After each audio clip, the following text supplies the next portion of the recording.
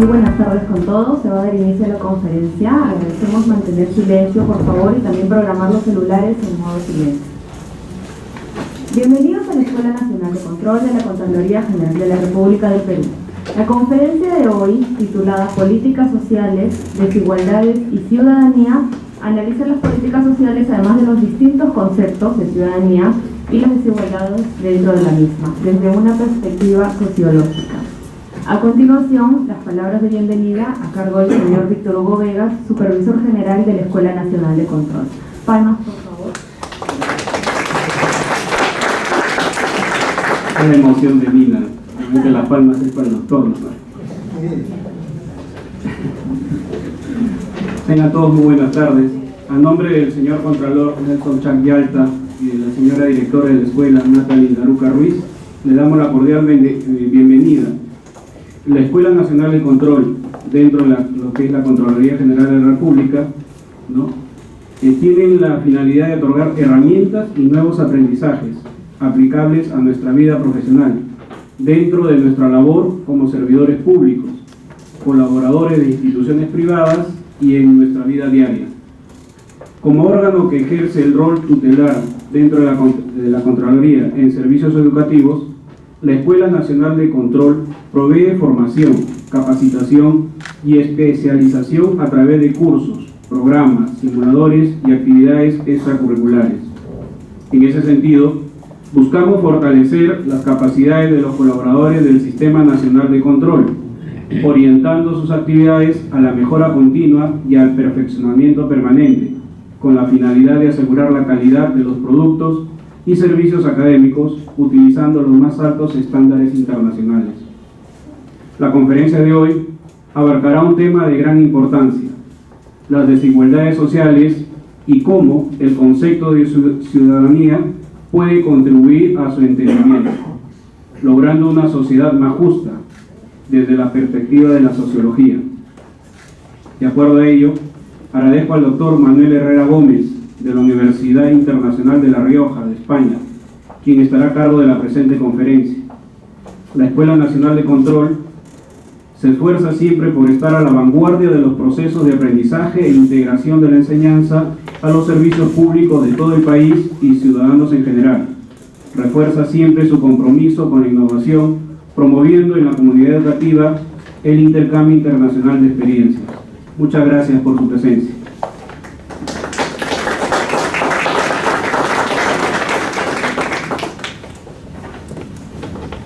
Ahora vamos a iniciar la conferencia Políticas Sociales, Desigualdades y Ciudadanía, la cual está a cargo del doctor Manuel Herrera Gómez. Él cuenta con un PhD en Ciencias Políticas y Sociología con premio extraordinario y licenciado en Geografía e Historia, también con premio extraordinario, y Filosofía por la Universidad de Granada. Actualmente es director académico de Relaciones Internacionales y catedrático de Sociología de la Universidad Internacional de La Rioja. Ha impartido docencia y seminarios de investigación en diversas universidades, entre las que destacan California, San Diego en Estados Unidos, Harvard, Bolonia en Italia, la Tecnológica Metropolitana de Chile, la de Antofagasta también, Menéndez Pelayo en España, la Universidad de las Américas en Ecuador, George Mason en Estados Unidos, Johns Hopkins University, Universidad de Antioquia en Colombia, Uniminuto, de sedes de Medellín, Bogotá, Cali y Buga en Colombia, en algunas de ellas de forma regular con la participación activa en programas de doctorado. Le damos la bienvenida al doctor Herrera Gómez.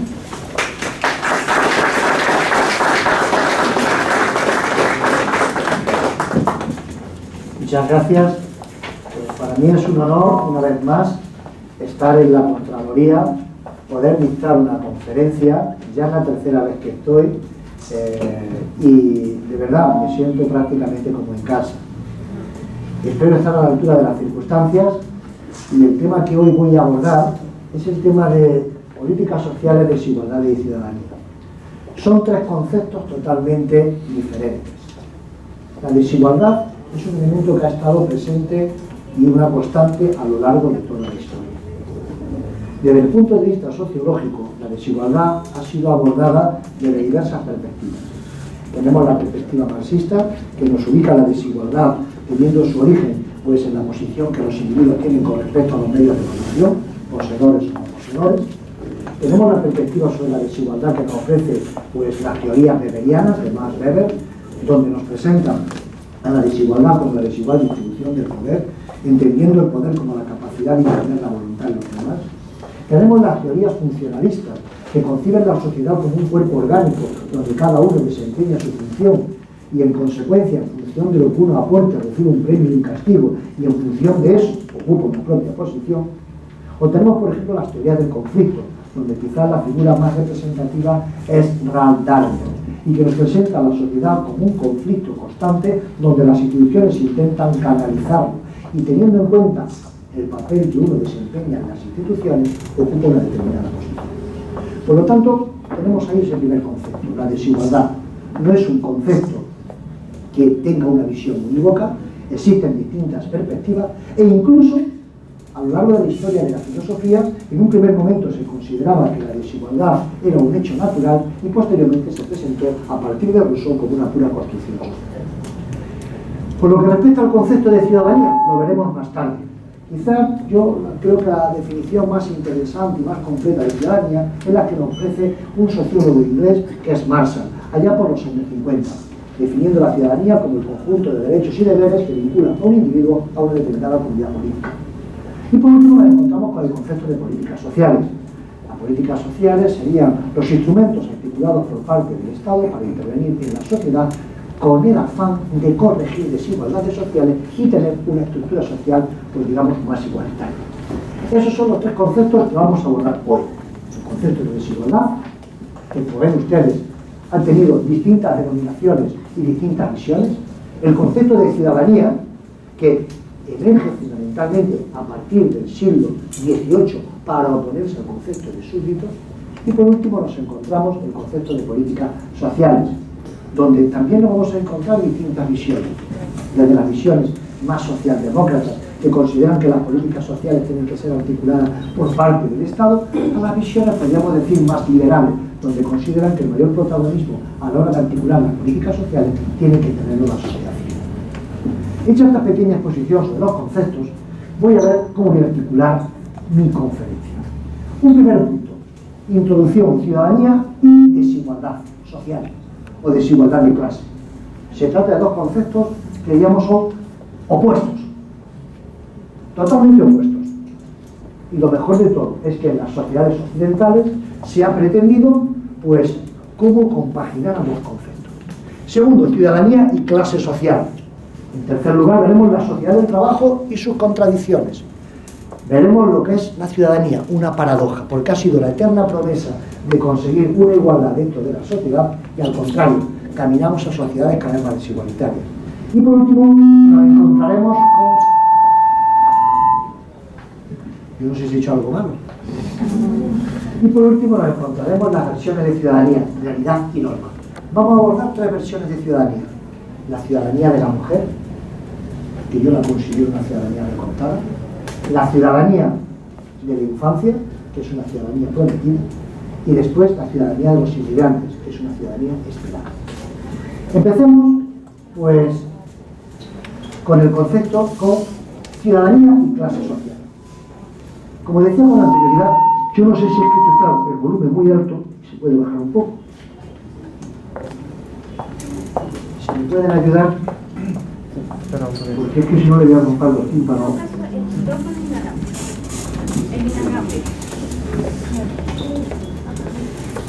Sí, esa es. Ya, está bien con eso. Bueno, parece ser que ahora funciona mejor. Inalámbrico mejor. Venga, vamos con inalámbrico. Bien, vamos con inalámbrico. Empecemos con el concepto de ciudadanía. Marshall, que es un sociólogo inglés de mitad del siglo XX, en su obra Ciudadanía y clase social, ¿cómo nos define lo que es la ciudadanía? ¿Qué es el ciudadano?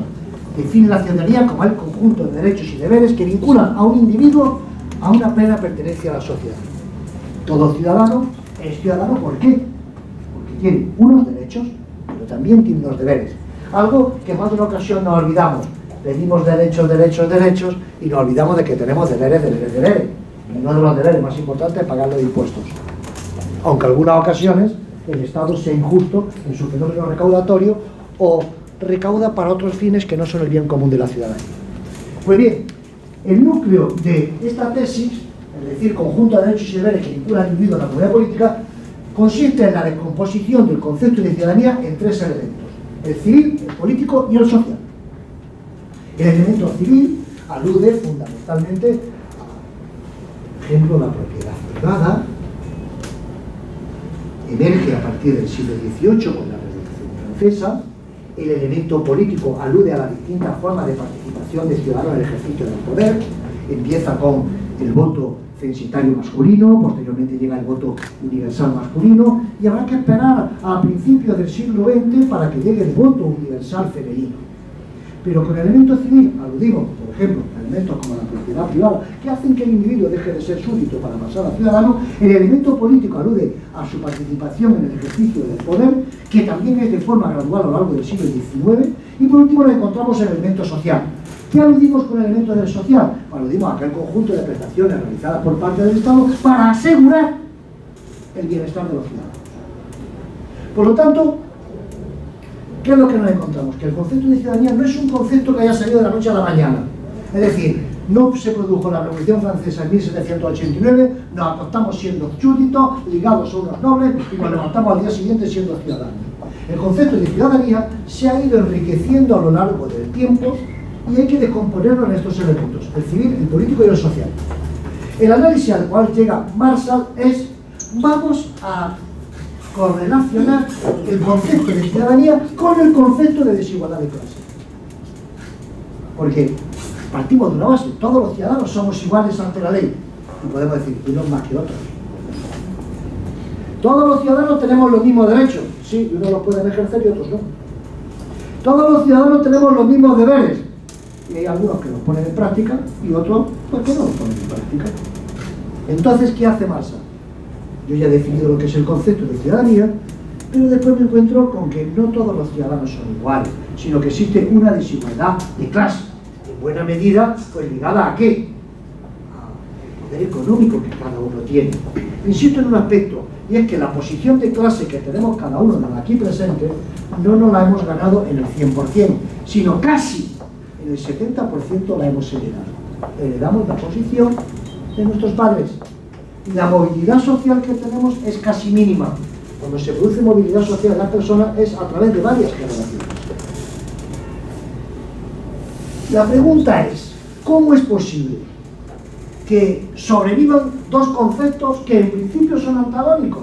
El concepto de ciudadanía, que alude al conjunto de derechos y deberes que un individuo posee vinculado a una determinada comunidad política, y el concepto de desigualdad de clase.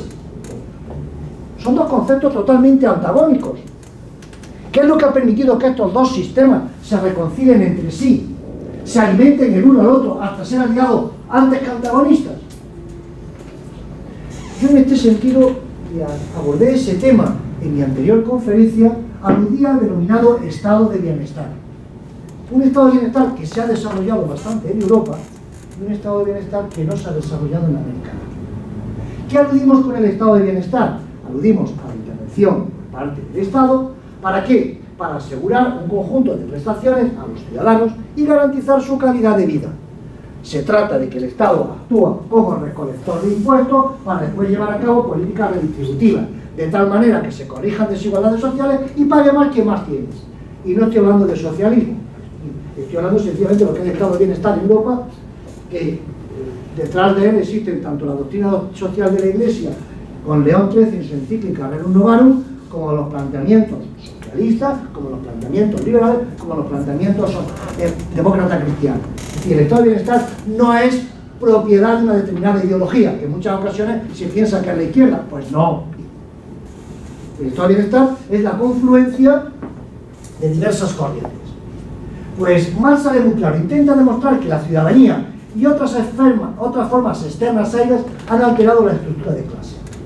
Es decir, la introducción del concepto de ciudadanía como conjunto de derechos y deberes que poseen los individuos han permitido alterar la desigualdad de clase, transitando desde sociedades más desigualitarias a sociedades más igualitarias. En el debate político del siglo XIX y primera mitad del siglo XX, el problema de la ciudadanía gira en torno al concepto de clase. Si al final del siglo XIX fue en Europa un siglo bastante convulso. Es el momento en el cual tiene lugar el nacimiento del gran movimiento obrero, con las internacionales correspondientes. Y los estados tiemblan. El primero que se supo dar cuenta fue Otto von Bismarck, el canciller de hierro en Alemania. ¿Qué hizo el canciller de hierro? Antes de que la masa obrera estuviera en manos de la izquierda y alimentada por el pensamiento marxista, construyó los primeros seguros sociales. Se adelanta a lo que es la política de izquierda. Un señor que dice, bueno, pues por trabajar usted va a tener derecho a una prestación de salud, va a tener derecho a una prestación de jubilación, va a tener usted derecho a una educación. Otto von Bismarck sienta las bases de lo que va a ser el Estado de Derecho. Aunque el gran impulso lo vamos a encontrar con Beveridge, ya a mitad de los años 50, una vez pasada la Segunda Guerra Mundial. Y es que la Segunda Guerra Mundial, detrás de sí, no solamente se encuentra el auge de fascismos, comunismos, también está la crisis de 1929 y también está el desarrollo de un Estado liberal que acentúa las desigualdades de clase. A partir de la Segunda Guerra Mundial, en Europa se es consciente que si no se quiere caer de nuevo en unas estructuras antagónicas que den lugar al surgimiento de movimientos populistas, bien por la izquierda, bien por la derecha, es necesario que el Estado corrija las desigualdades sociales a través de una política pública clara y contundente. Ahí es donde aparece Beveridge, que sienta la base de lo que es el Estado social. Educación pública, sanidad pública, sistema de pensiones, aseguramiento. Habrá estados donde tenga un mayor protagonismo el propio Estado y habrá estados en los cuales haya un menor protagonismo por parte del propio Estado y tenga mayor protagonismo de la sociedad civil.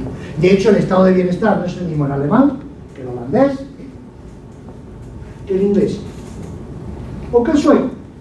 Los suecos tienen, o los nórdicos, tienen una mayor participación del Estado. Digamos que en Holanda y en Alemania está más presente el principio de subsidiariedad, que viene a decir que el Estado solamente tiene que intervenir cuando los ciudadanos en su libre asociarse no son capaces de atender sus necesidades. Y en Inglaterra pues tenemos un modelo más liberal o de menor peso por parte del Estado y mayor peso de las organizaciones caritativas. Entonces, en cuanto que las férreas raíces del Estado social se hunden en el contrato de trabajo, el objetivo de una verdadera igualdad de oportunidades entre los extremos de la sociedad aparece como una quimera alcanzada. Porque vamos a ver, ¿cuándo tiene uno verdaderamente derechos de ciudadanía? Pues cuando está vinculado con el mercado de trabajo. Cuando uno tiene un trabajo, cuando uno está incorporado al mundo laboral. La solución escogida por Beveridge, diseñada a partir de las tesis elaboradas por Keynes, ha sido el aumento de la gran transformación. ¿Qué es lo que ha hecho el Estado social? Corregir desigualdades sociales. Si ustedes se cogen cómo es la estructura social de Europa, verán que es una estructura social donde existe una gran masa de población que son clase media, que es la que da estabilidad política, social y cultural, y nos encontramos con una reducida élite y una reducida clase en proceso de exclusión. Aún más, se diseñan y se articulan políticas para la inclusión de las clases más bajas. ¿Qué es lo que nos ocurre en América Latina? Y este tema lo abordé en mi anterior conferencia. Es que no tenemos unas clases medias de carácter estable. ¿Existen clases medias? Sí. Pero son clases medias que fluctúan y bastante. ¿Por qué motivo? Porque los estados latinoamericanos tienen más su base económica fundamentalmente en la economía de los commodities. ¿Eso qué significa? Porque yo tengo una clase media de carácter estable, pues, por ejemplo, en Ecuador, cuando el precio del barril del petróleo lo tengo a $120. ¿Qué ocurre cuando el precio del barril del petróleo me pasa a 40? Pues no puedo hacer política pública, me crecen las desigualdades sociales y la clase media se me diluye. Pero lo estoy diciendo para Ecuador, pero lo mismo podría aplicar para Chile, que es muy dependiente de cuál es el precio que tiene el cobre y el precio que tiene el litio. Pero lo mismo lo podríamos aplicar al caso de Colombia. Entonces, quiero insistir mucho en este aspecto porque en más de una ocasión no digo que está mejor y que está peor, quién es más bueno, quién es más malo, no quiero entrar en visiones éticas, sino son dos situaciones totalmente diferentes. el gran eje sobre el cual se articula la política social, activada bien por la sociedad civil o bien por parte del Estado, es que existe una importante clase media. Una clase media de carácter estable. Si no existe esa clase media, pues lo que nos encontramos es unas estructuras que, vinculadas a esa economía de los commodities, no tienen una forma romboidal, sino que al contrario, lo que tienen es una forma piramidal. Una élite cada vez más reducida, pero que detenta más poder, una base de clase media que se va deteriorando, y después la acentuación de los procesos de exclusión social. Gente que cada vez se ubica más fuera del sistema. Y en este aspecto, y apunto en detalle particular, soy un gran defensor de la política social, un gran defensor de la política que hay que activar para corregir desigualdades sociales, siempre buscando un equilibrio entre el protagonismo del Estado y el protagonismo de la sociedad civil. Por eso, cuando decimos, ¿qué ocurre para que uno esté introducido dentro del sistema y no esté fuera del sistema? Que es lo que tiene que tener trabajo. ¿Por qué? Porque a una persona en las sociedades capitalistas de Occidente se le introduce en el mercado de trabajo y por eso se justifica su formación. ¿Por qué a la persona se le da una educación pública y gratuita? Para formar mano de obra. Y mantiene ciertos vínculos con la tradición dominante, justifica la reproducción de las amas de casa, recompensa la vida laboral, por eso se compromete parcialmente a sostener los costes de seguridad, financia la imposibilidad de trabajar y paga los costes de su ocupación y enfermedad. El Estado social tradicional lo que hace es justificar una acción para que las personas se incluyan dentro del sistema. Y estás incluido por el sistema en cuanto que trabajas. Cuando no trabajas, corres el riesgo de la exclusión social. Se te forma para que trabajes, se te da sanidad para que te incorpores de nuevo al mercado de trabajo, se te da una pensión de jubilación para justificar tu trabajo realizado. Es decir, ¿qué es lo que nos vincula propiamente al Estado y lo que nos hace ciudadanos? La posesión de un conjunto de derechos y deberes o tener un trabajo. Pues tener un trabajo es lo que me permite tener ese conjunto de derechos y deberes. Y si no tengo ese trabajo, difícilmente mis derechos y mis deberes se podrán ejercer. Las desigualdades entre los seres humanos no son una novedad, siempre han existido. Entonces, ¿qué es lo que nos encontramos? Que por un lado se nos predica la idea de ciudadanía y por otro lado nos siguen existiendo las desigualdades sociales. Desigualdades sociales que están ligadas ¿a qué? A, uno, nuestro ingreso económico, como consecuencia de nuestro ingreso económico, el estilo de vida que llevamos, y como consecuencia del estilo de vida que llevamos, el tipo de relaciones que tenemos. Conocemos los sociólogos los estudios sobre la estratificación social y empezamos a medir pues las relaciones sociales que tiene cada una de esas relaciones sociales están en función de su estilo de vida. Y ese estilo de vida está en función ¿de qué? De sus ingresos. Y esos ingresos le permiten un determinado tipo de relaciones. Si tú tienes unos determinados ingresos, pues irás al country y te juntarás con determinado tipo de personas. Y usarás tu tiempo libre a lo mejor para jugar al golf. Si resulta que no tienes esos ingresos, no irás al country. Mucho, pues podrás ir a una picantería pues por aquí cerca. Y tendrás un determinado tipo de relaciones. ¿Saben ustedes, por ejemplo, que son las clases altas las que más invierten en educación dentro de sus hijos? Y que eso es un elemento que hace que se perpetúen las desigualdades sociales. ¿Saben ustedes, por ejemplo, que en el acceso a Internet, que ya prácticamente es igualitario, se están generando nuevas desigualdades digitales? No entre quien tiene acceso y quien no tiene acceso, no. Nuevas desigualdades digitales ligadas al diferente uso que se hace de Internet. Las clases más populares y bajas utilizan Internet para el entretenimiento. Las clases más altas lo utilizan fundamentalmente para su calidad de vida, para el bienestar y para conseguir información. No piensen ustedes que estamos caminando hacia sociedades más igualitarias. No, a las antiguas desigualdades ligadas a la posesión de los medios de producción, a las antiguas desigualdades ligadas al género entre hombres y mujeres, a las antiguas desigualdades ligadas a la etnia o a la raza, ahora se añaden un nuevo tipo de desigualdades, las desigualdades digitales. Desigualdades digitales, que ya no están en lo que nos han dicho hasta ahora, la famosa brecha digital. La brecha digital va a desaparecer, todos vamos a tener acceso a Internet. Ahora, ¿todos vamos a Internet de la misma manera? Habrá pues quien lo utilice fundamentalmente para el entretenimiento y para descargarse películas porno, y habrá quien lo utilice a lo mejor para el voto electrónico, para conseguir información o para... Eso genera un nuevo tipo de desigualdades. Pues bien, por eso yo digo versiones de la ciudadanía, realidad y norma. ¿Qué es lo que yo quiero decir? Perdón, me he pasado algunas cosas. Versiones de la ciudadanía, realidad y norma. ¿Cuáles son las desigualdades que nos encontramos en la sociedad actual? ¿Qué desigualdades son las que tenemos? Hemos visto desigualdades económicas, hemos visto desigualdades de género, vamos a ver, desigualdades de edad, desigualdades de etnia y desigualdades digitales. La ciudadanía limitada de la mujer es una de las grandes desigualdades presentes en las sociedades avanzadas y también en las sociedades en vías de desarrollo. ¿La mujer es ciudadana? Sí. Tiene un conjunto de derechos y deberes que le vinculan a la comunidad política. Muy bien. ¿Y la mujer ha accedido al mercado de trabajo? ¡Claro! La pregunta es, cojámonos la agenda del tiempo. La mujer ha accedido al mercado de trabajo, compite con el hombre, pero sigue siendo la reina del hogar. ¿Eso qué significa? Pues significa algo tan sencillo como lo siguiente, y es que la mujer reduce su tiempo libre para poder acceder al mercado de trabajo, mientras que el hombre pues no reduce su tiempo libre. Esto no es válido para todo, es decir, a medida que descendemos, por ejemplo, las generaciones más jóvenes son más colaborativas, participan en las tareas del hogar, también en hacer la compra, hacer la cocina, la limpieza de la casa. La gente de 40, 50 años adelante todavía. Por lo tanto, cuando hablamos de, digo, la ciudadanía limitada de la mujer, pues claro, ¿a qué me estoy refiriendo? ¿Tiene derechos y deberes? Claro que los tiene, igual que el hombre. Ahora, ¿lo puede ejercer? ¿Ha accedido al mercado de trabajo? Pensad lo que fue el Perú de hace 40 años. La mujer, el único espacio público que tenía era cuando iba a misa, en torno a la religión. Y yo estoy hablando de una sociedad peruana, me vaya a permitir, no me digáis, este es el español que ya ha dicho. La sociedad peruana es una sociedad excesivamente machista, y no soy defensor de la ideología de género para nada. ¿Pero por qué excesivamente machista? Pues excesivamente machista porque, vamos a ver, veámoslo. ¿Cuántos políticos de primera línea son hombres y cuántas son mujeres?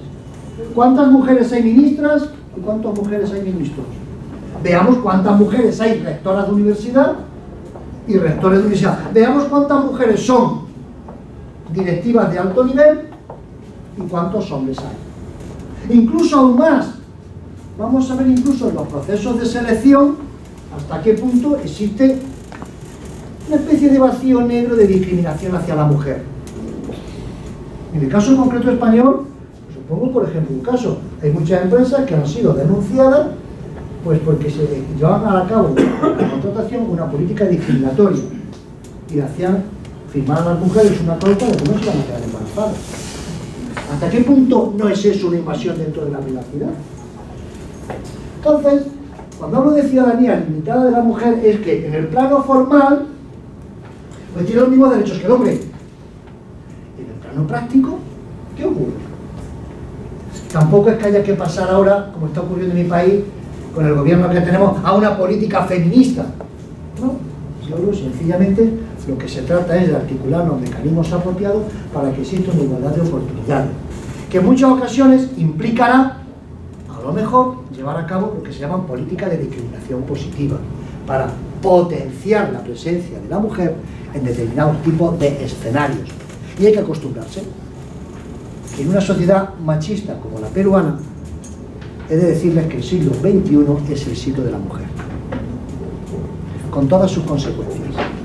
Y habrá que acostumbrarse a tener jefes mujeres, habrá que acostumbrarse a tener políticos mujeres, ministros mujeres, rectoras mujeres, directivos de empresas mujeres, etcétera, etcétera, etcétera. Pero dentro de este concepto de ciudadanía y desigualdad, no solamente tenemos la desigualdad de género, que es patente, también tenemos lo que es la ciudadanía de los menores, la desigualdad, la ciudadanía negada. ¿Por qué digo esto? Sencillamente porque vivimos en una sociedad donde el primer interrogante que tenemos que plantearnos es: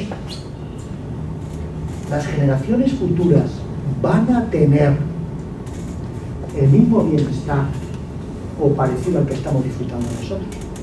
En Europa venimos de atravesar una importante crisis económica.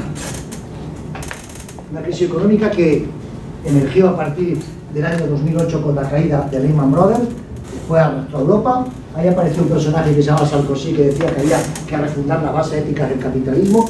Pero el caso es que hemos vivido una importante crisis económica, de la cual ahora se está saliendo.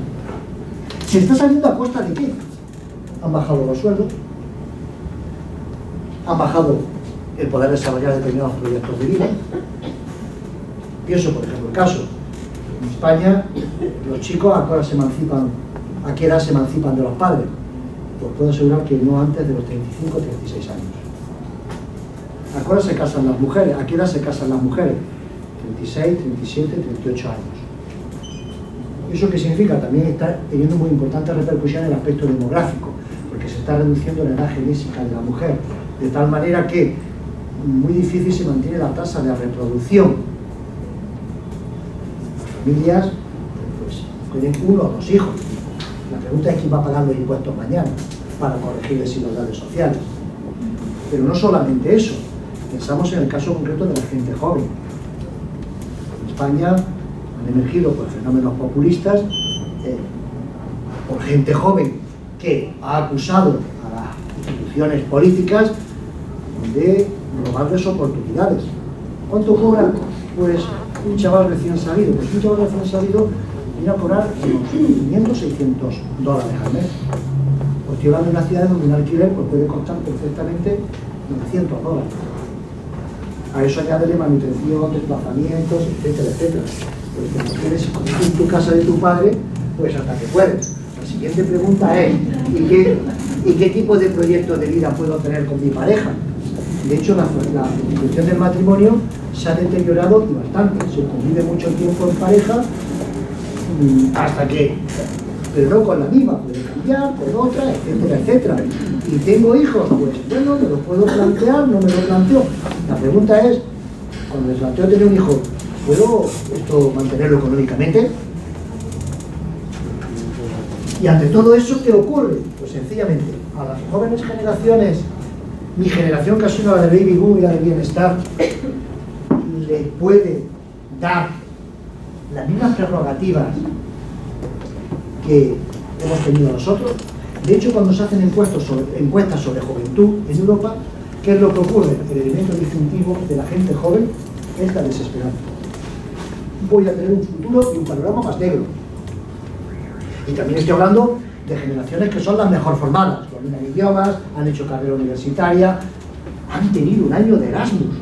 Es decir, se han ido un año fuera de España, pagados por el gobierno de la Unión Europea, a ampliar su carrera a Italia, Francia, Inglaterra. Pero van a tener unas perspectivas.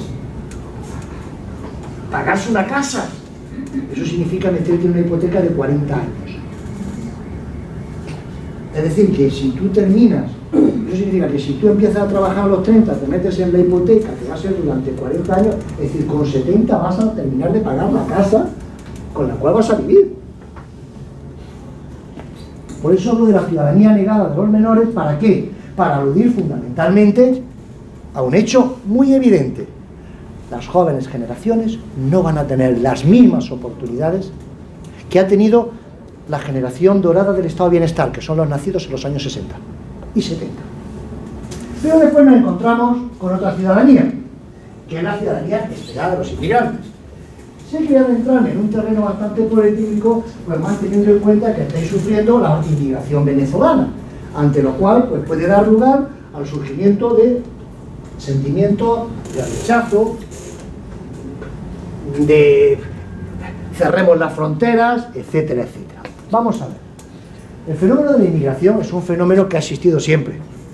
Los primeros inmigrantes, los españoles que vinimos aquí, después nos echasteis. También nos mezclamos, algo de sangre española correrá por sus venas, no solamente sangre. Muy bien, la inmigración ha existido siempre. ¿Cuáles son las características que está teniendo la inmigración en el siglo XXI? 1. Es una inmigración que está presente en todos los sitios. 2. Ya no solamente migran los hombres, también tiene un importante componente femenino. 3. Y elemento distintivo. No solamente la inmigración se está para buscar un lugar nuevo. un lugar nuevo donde construir un proyecto de vida.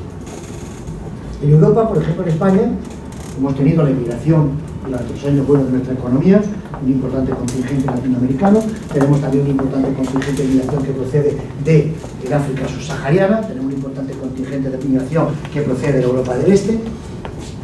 La pregunta que yo le hago es la siguiente: ¿por qué a los inmigrantes no se les conceden derechos civiles, políticos y sociales?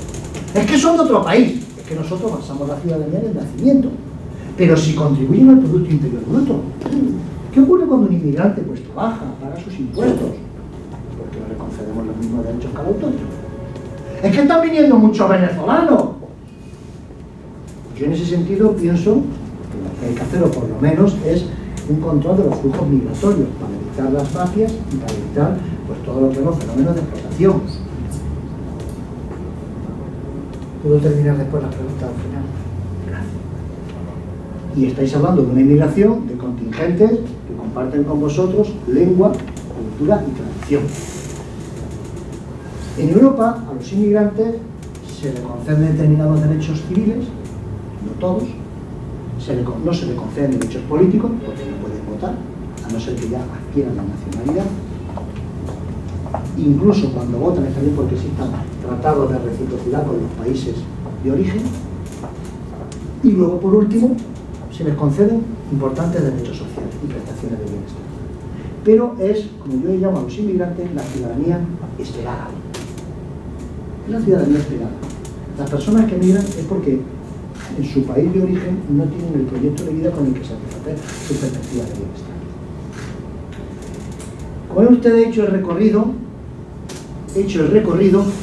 por esos tres conceptos: desigualdad, ciudadanía y, por último, el concepto de políticas sociales. Estamos ahora mismo pues en un momento en el que, como decía en mi intervención, a las tradicionales desigualdades, las económicas, las de género, las de raza y las de edad, se añaden las nuevas desigualdades digitales, que se van a manifestar fundamentalmente en una gran división entre analógicos y digitales. Analógicos, que no sabrán navegar en el inmenso océano de Internet. Y en el inmenso océano de Internet se puede navegar en canoa, se puede ir andando, se puede ir en transatlántico. Y después están pues, los digitales, que es esa generación de millennials que viene y que en buena medida pues, va a ocupar nuestras posiciones. Es una mano de obra mucho más barata y mejor preparada. Con esto quiero decir, yo no tengo un futuro desesperanzador, pero la ciudadanía, que nació con la Revolución Francesa, con la Revolución Inglesa y con la Revolución Industrial, no se ha convertido en la utopía que pretendía ser, una sociedad más justa y más equilibrada, sino que caminamos hacia sociedades en las que a las antiguas desigualdades, las económicas, las de género, las de raza y las de edad, se añaden nuevas desigualdades. Lo interesante que sería, por lo menos donde apuesto, es el desarrollo de una auténtica política pública con un gran protagonismo por parte del Estado y con un gran protagonismo por parte de la sociedad civil para corregir desigualdades sociales. Una corrección de desigualdades sociales que solamente tiene lugar cuando existe una generosidad por parte de la propia ciudadanía y una transparencia por parte de las propias instituciones. En la conferencia pasada yo les lanzaba un reto, y es que ¿qué ocurre en el Perú como en tantos países como España? Que el ciudadano cada vez se aleja más de sus instituciones. Y se aleja más de sus instituciones porque no son transparentes, porque son corruptas y porque están gestionadas por personas que no son precisamente las que llevan a cabo el gobierno de los mejores. Espero que la utopía de Immanuel Kant, que algún día llegamos a ser ciudadanos del mundo, pueda realizarse. Muchísimas gracias.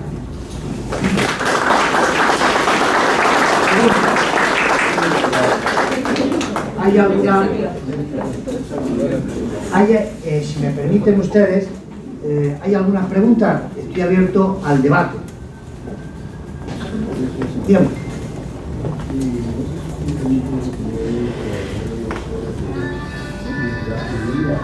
Sobre cómo se hacen los modelos, que ella habla de la transición, pero él no lo ve desde el aspecto histórico, porque la historia es un capítulo aparte, y la diferencia entre realidad respecto a nosotros sobre cómo está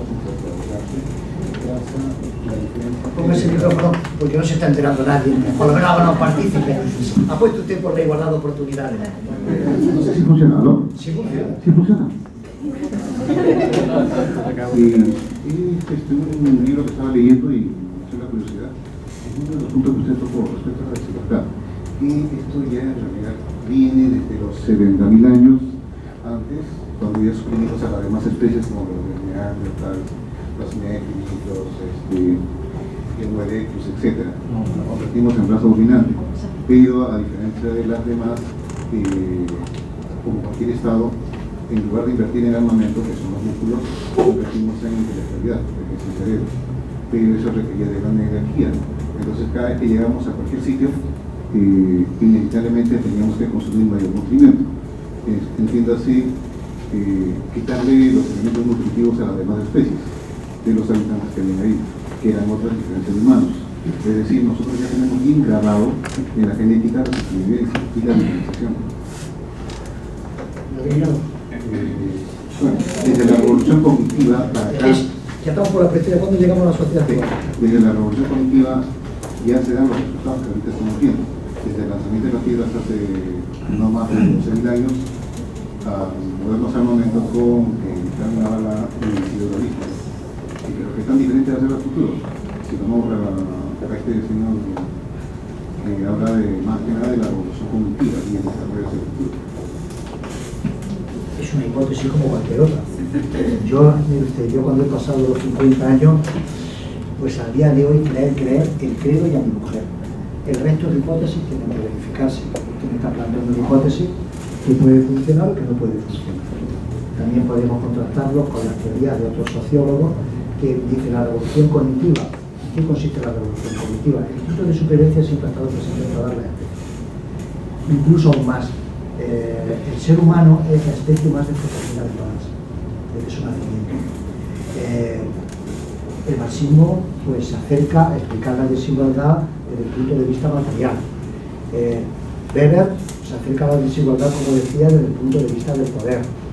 Podríamos plantear los planteamientos, por ejemplo, de Manuel Castel, que se acerca a la desigualdad desde la posesión de distintas relaciones sociales. Yo con respecto al elemento cognitivo, la revolución cognitiva, a mí con la revolución cognitiva, ¿eso en qué consiste? Lo que sí tengo claro es que quien invierte más en conocimiento es quien tiene mejor posición económica. Pensemos por ejemplo el caso como las élites lo que hacen es mandar a su hijo a Estados Unidos.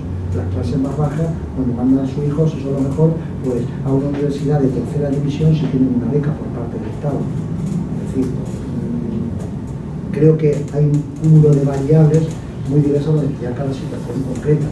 El siglo XXI, yo creo que el siglo XXI es el siglo de las nuevas tecnologías. ¿Son la resolución? No, son simplemente un instrumento que nos puede permitir mayor igualdad o puede ser que no.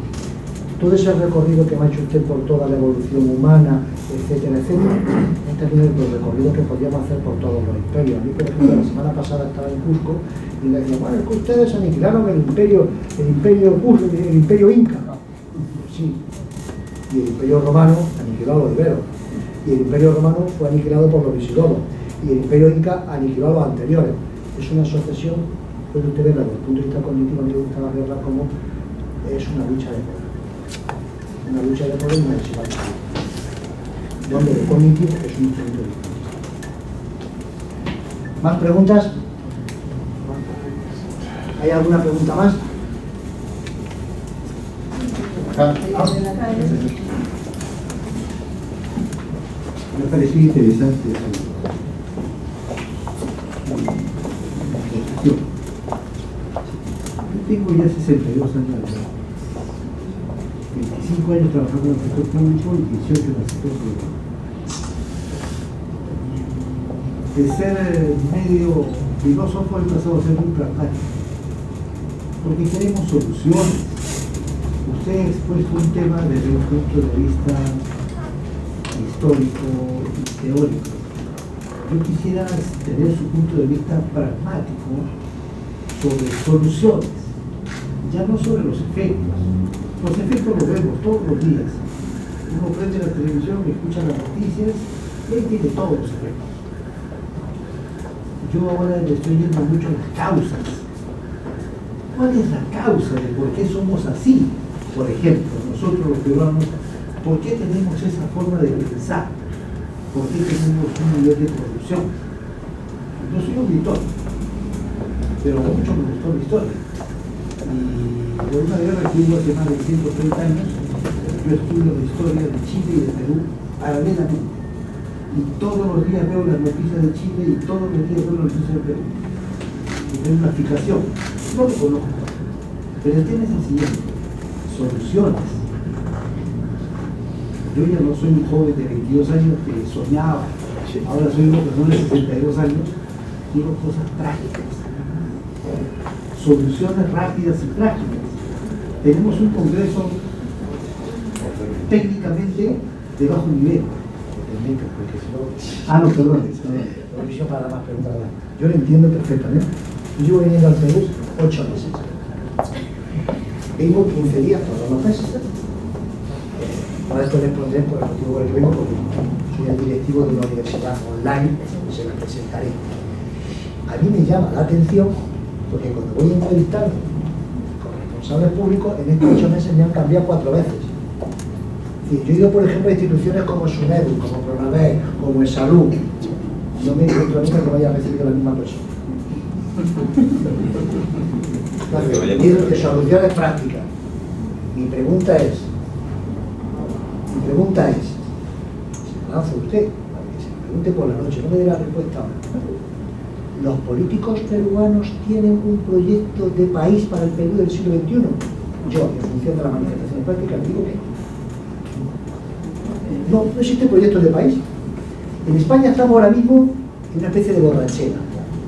Pero miro retrospectivamente y pienso cuando salimos de la, usted que le gusta la historia, cuando salimos de la dictadura de Franco, pues nuestro objetivo era ser democráticos y conseguimos una democracia avanzada. Después, nuestro objetivo era ser europeos y nos integramos en la Unión Europea. Después nuestro objetivo fue proyectarnos en el mundo y ser un punto de referencia. Y yo creo que lo hemos conseguido. Hoy tenemos políticos en España pues muy similares a los peruanos, no tienen proyecto de país. Pero también por una sencilla razón, porque creo que ha llegado un momento en el cual se han dividido las ideologías. Da igual ser de derecha que de izquierda, da igual ser caviar que ser fujimorista. ¿Qué diferencia hay? Díganmelo ustedes. Solamente en un tema, el tema de los valores. La defensa de la familia, ante el aborto, ante el divorcio, pero todos hemos aceptado una economía de mercado. Todos hemos aceptado una política social. Lleva usted razón, hay gente, hay teorías políticas que dicen que lo que hay que hacer es un gobierno de tecnócratas. Vamos a dejarnos de ideología, vamos a dejarnos de caviares, fujimoristas, apristas, gente que sean buenos gestores, no doctrinarios. Yo en ese aspecto no acabo de creer, porque hasta los buenos gestores tienen ideología. Otra cosa muy distinta, y es lo que yo pienso, es que las instituciones tienen que estar para el servicio de los ciudadanos y tienen que canalizarla, tienen que canalizar el conflicto. Yo, si me permiten ustedes, las instituciones peruanas no están suficientemente asentadas. Yo ahora, por ejemplo, me quedaba asustado porque digo, bueno, pero el Congreso, ¿qué está pasando en el Congreso? Se está dividiendo un partido, me toman en la cárcel. Oye, pero son ustedes afortunados, ¿eh? El sol se mantiene con respecto al dólar intacto desde hace 20 años. Milagro para el Perú. A mí el Perú me recuerda a Italia. ¿En qué sentido? Unos políticos por allí, otros políticos para acá, pero la economía se mantiene. El día que ustedes el sol les pase, como le está pasando al peso argentino, ya veremos si tenemos un cuadradito. A lo mejor lo que tenemos es una selva. Pero por ahora se mantiene. Entonces, yo en ese aspecto simplemente decir, creo que hay ahora mismo una crisis, no digo ya de la política, sino fundamentalmente de lo que tiene que ser la figura del político y su relación con el ejercicio público de sus funciones. Lo resumo con una frase de Mandelín: los políticos han hecho de los vicios privados virtudes públicas. ¿Una pregunta más? Sí, hombre, pero no una reflexión de 15 minutos, ¿eh? Esta gente, aquí no tenemos familia. Bueno, a ver si alguien quiere preguntar más para... ¿Alguien más por ahí? Esta señora quiere preguntar. Buenas noches. Yo trabajo en el sector salud y en relación a los inmigrantes venezolanos, yo quería dar un aporte para el conocimiento de usted. Aquí en el Perú, el sector salud le está otorgando el seguro integral de salud a todos los inmigrantes venezolanos, sobre todo a todos los niños menores de 5 años. Por 5 años, la redundancia, les lo están asegurando a todos sus hijos. Y igual sucede con las venezolanas acá en Perú, que están en condición de gestante. También le otorgan su seguro y le cubre todo lo que es su atención, control de embarazo y atención del parto. Lógicamente que este niñito que ya nace es peruano y también tiene acceso a su seguro integral de salud. En ese aspecto, para mí, como trabajadora del sector salud, me llama la reflexión que el sentido humanitario acá en el Perú lo tenemos, ¿no? Y creo que ese es un valor que tenemos que rescatar. Yo totalmente de acuerdo con usted. Es decir, estoy totalmente de acuerdo con usted y es lo que se hace en la mayor parte de los países, con ese sentido humanitario. La distinción está entre los inmigrantes regulares e irregulares. Entonces, yo creo que, por lo pronto, ustedes están viendo inmigración venezolana. Yo creo que los países latinos siempre lo hemos caracterizado por ser países acogedores. Se manifiesta este acogimiento, sobre todo pues, cuando a los inmigrantes se les da las prestaciones de bienestar propias de un ser humano, y somos en ese aspecto muy diferentes los latinos a los anglosajones. En Estados Unidos, tú cuando emigras, la única política de integración que tienes es que te enseñen el inglés, y es sencillamente para que sean mejor mano de obra cualificada. Hay una gran diferencia.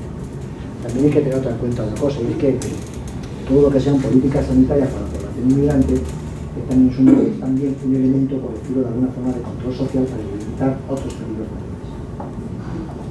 En el caso concreto de España, pues sobre todo pensando especialmente en la población subsahariana, tienen una atención sanitaria plena. Pero no lo pensemos sencillamente como cuestión humanitaria, pensémoslo también como elemento de protección social y de sanidad pública, en el sentido de personas de un continente, como es África, con fenómenos como el ébola, con fenómenos como el SIDA, etcétera, etcétera. ¿De acuerdo? Es decir, que humanidad, pero también un reverso control social. ¿Alguna pregunta más? Bien. Para completar la idea que está diciendo mi compañera, también hay un tema social y acompañado, creo yo, que hay un tema económico, que no sé si eso va a decantar de aquí a unos 5 o 10 años en un problema social y económico para el país, ya que entiendo de que, por ejemplo, como lo acaba de mencionar, en Estados Unidos lo que te da es el idioma para que seas una mano de obra que puedas aportar, ¿cierto?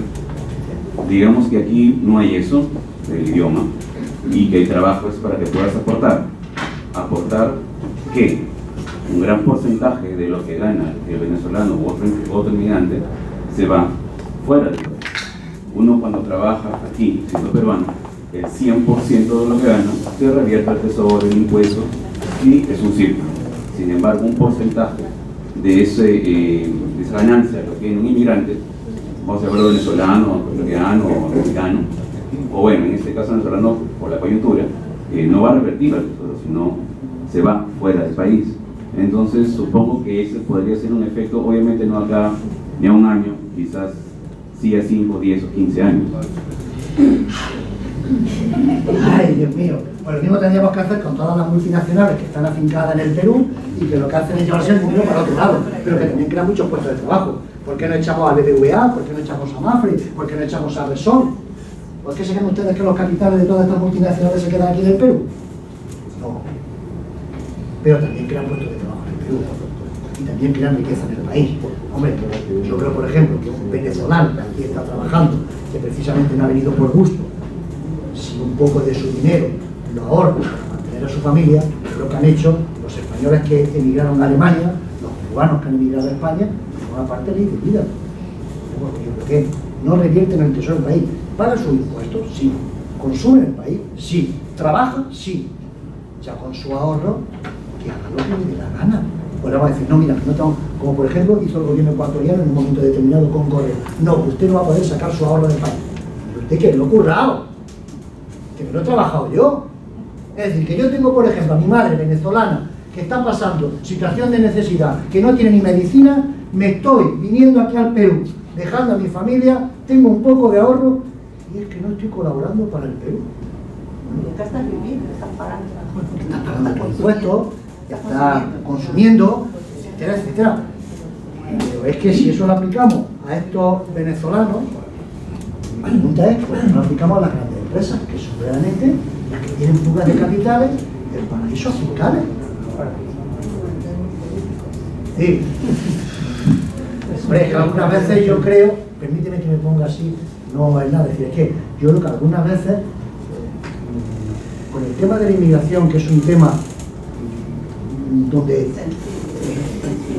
los medios de comunicación en más de una ocasión no reflejan la realidad, sino lo que les interesa, pues yo creo que en ese aspecto soy partidario de que hay que controlar los flujos migratorios. Soy partidario de que el inmigrante hay que, el mayor esfuerzo para la política de integración migratoria tiene que hacer la sociedad receptora, es decir, los que están aquí. Y ustedes están hablando de inmigración de la misma lengua, religión, cultura. Imagínense ustedes que vinieran para acá, pues subsaharianos del Congo, del Camerún, con otra religión, con otra lengua y con otras costumbres. Y no te digo ya si te vinieran musulmanes. ¿Eh? Los tengo en España.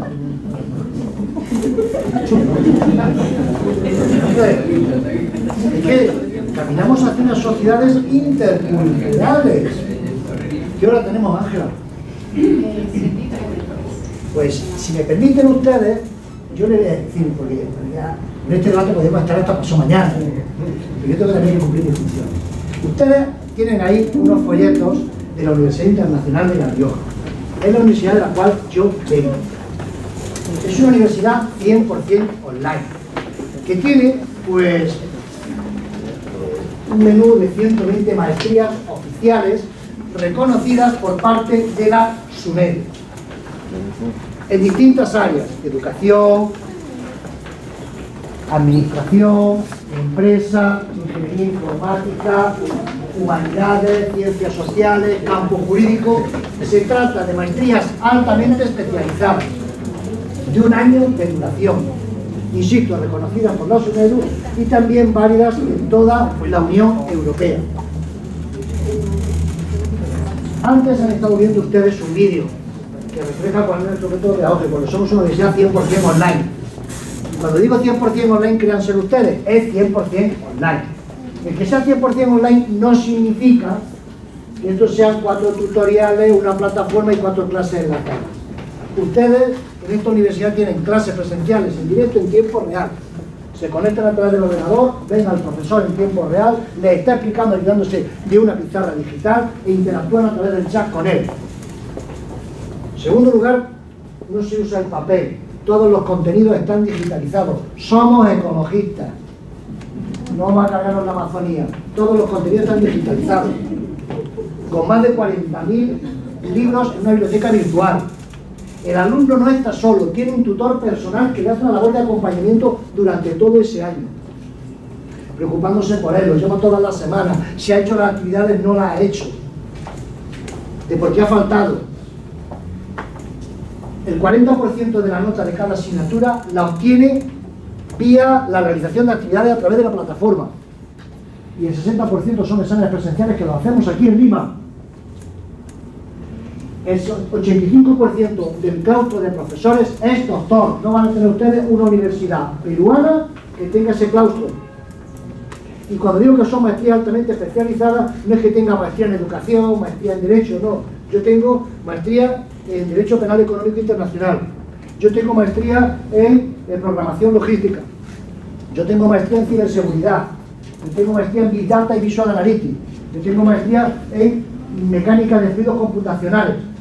Ahí, en ese brochure, solamente aparecen unas cuantas. Si ustedes consultan nuestra página web, www.unir.net,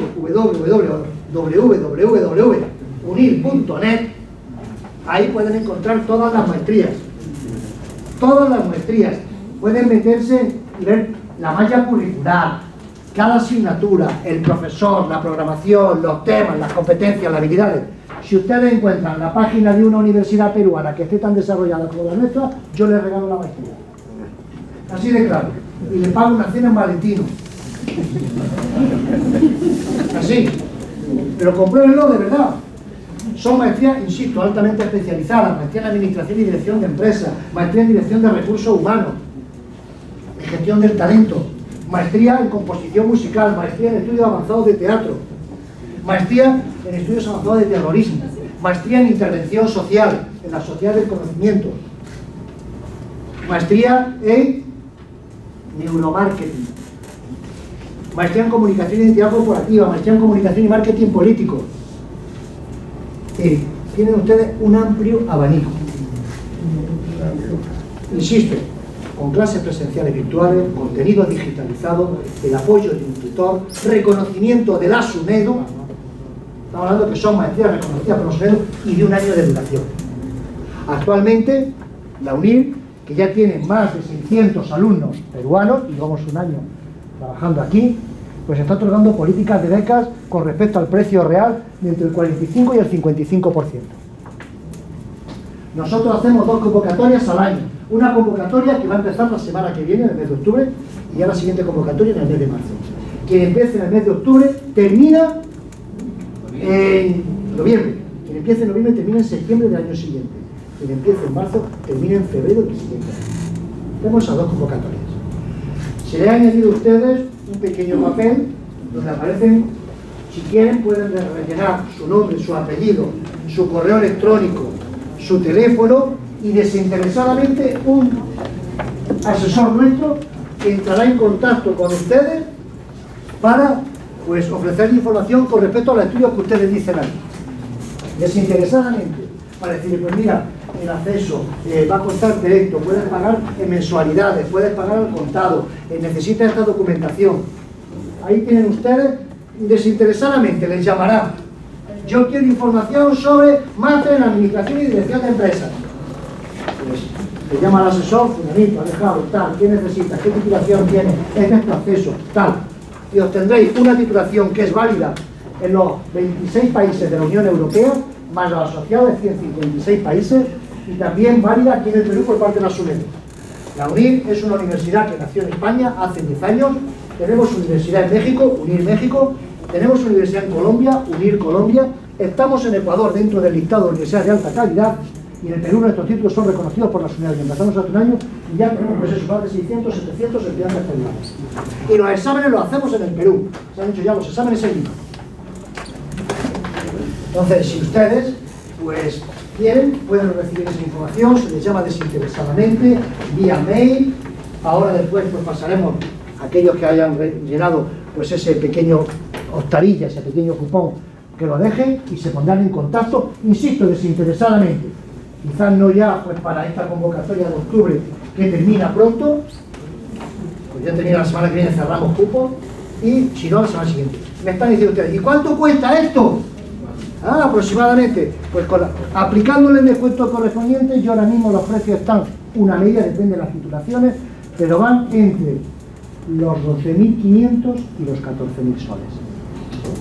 Para pagar o al contado o mensualmente hasta en 14 mensualidades. Y estoy hablando de maestrías oficiales a nivel europeo. Son maestrías que en Europa cuestan en torno a los 25 a 30.000 soles. Y si no, pueden comprobarlo ustedes. Y para que vean, pues, que no es algo que yo me estoy inventando, antes les puse, antes de empezar, pues, un vídeo donde aparecía el método pedagógico, les quiero poner, pues, el vídeo de la última graduación que hemos tenido en Ecuador, donde más de 4.000 personas, porque los estudiantes que yo tengo no son estudiantes de 18 o 24 años, son estudiantes como ustedes. Son estudiantes como ustedes, que tienen que actualizar conocimientos, que tienen que conciliar vida laboral y vida familiar, que por diversas circunstancias no pudieron realizar una maestría.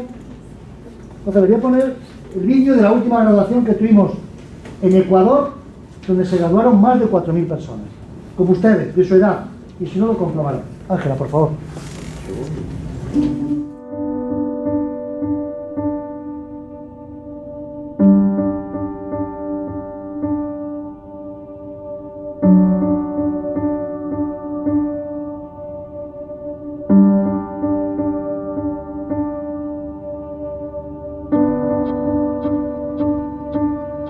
Nadie llega a convertirse en humano si está solo.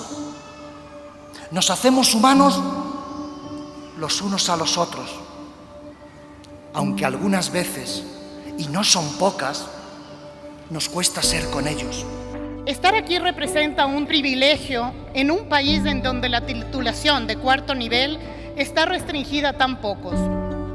Y poder hacerlo en una universidad reconocida oficialmente por la legislación ecuatoriana y que cumple con los estándares de calidad a nivel internacional que todos pudimos comprobar.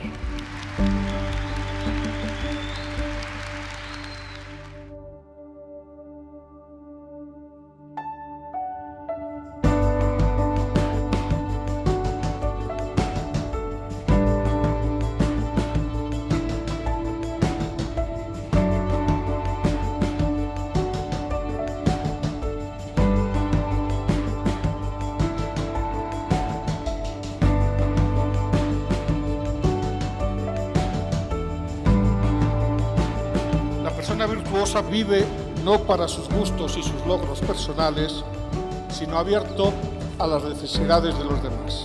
Con la nueva titulación académica que habéis obtenido, estáis mejor preparados para servir más eficazmente a las personas que os rodean.